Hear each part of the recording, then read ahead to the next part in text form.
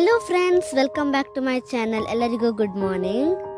ಯಾವಾಗ್ಲಿನಾಗ ಇವತ್ತು ಕೂಡ ಬೆಳಿಗ್ಗೆ 7 ಗಂಟೆಗೆ ಜಾಗಿಂಗ್ಗೆ ಹೊರಟ್ವಿ. ಜಾಗಿಂಗ್ ಎಲ್ಲ ಆದ್ಮೇಲೆ ಬ್ರೇಕ್ಫಾಸ್ಟ್ ಮಾಡ್ಕೊಂಡು ಗಾಡಿಗಳನ್ನೆಲ್ಲ ತೊಳಿವ ಅಂತೇಳಿ ಹೋದ್ವಿ. ಜೀಪನ್ನೆಲ್ಲ ಅಪ್ಪ ತೊಳಿತಿದ್ರು, ತಮ್ಮನವರು ಬಕೆಟಿಗೆ ನೀರು ಫಿಲ್ ಮಾಡ್ತಿದ್ರು.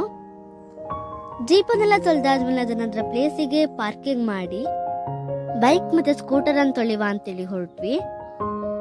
ಬೈಕ್ ಅನ್ನ ಅಪ್ಪ ತೊಳಿತಿದ್ರು, ಸ್ಕೂಟರ್ ಅನ್ನು ನಾನು ಮತ್ತೆ ತಮ್ಮನವ್ರು ತೊಳಿತಿದ್ವಿ. ಬೈಕ್ ಮತ್ತೆ ಸ್ಕೂಟರ್ ಅನ್ನೆಲ್ಲ ತೊಳೆದಾದ್ಮೇಲೆ ನಮ್ಮ ಸೈಕಲ್ಗಳು ಸಹ ಮಣ್ಣಾಗಿತ್ತು ಅಂತ ಹೇಳ್ಕೊಂಡು ಅದನ್ನ ಸಹ ತೊಳಿಲಿಕ್ಕೆ ಹೊರಟ್ವಿ. ಸೈಕಲ್ ಎಲ್ಲ ತೊಳೆದಾದ್ಮೇಲೆ ಬಿಸಿಲಲ್ಲಿ ಶೆಕೆಯಲ್ಲಿ ತಡಿಲಿಕ್ಕೆ ಆಗೋದಿಲ್ಲ ಅಂತ ಹೇಳ್ಕೊಂಡು ನೀರೆಲ್ಲ ಆಟಲಿಕ್ಕೆ ಸ್ಟಾರ್ಟ್ ಮಾಡಿದ್ವಿ.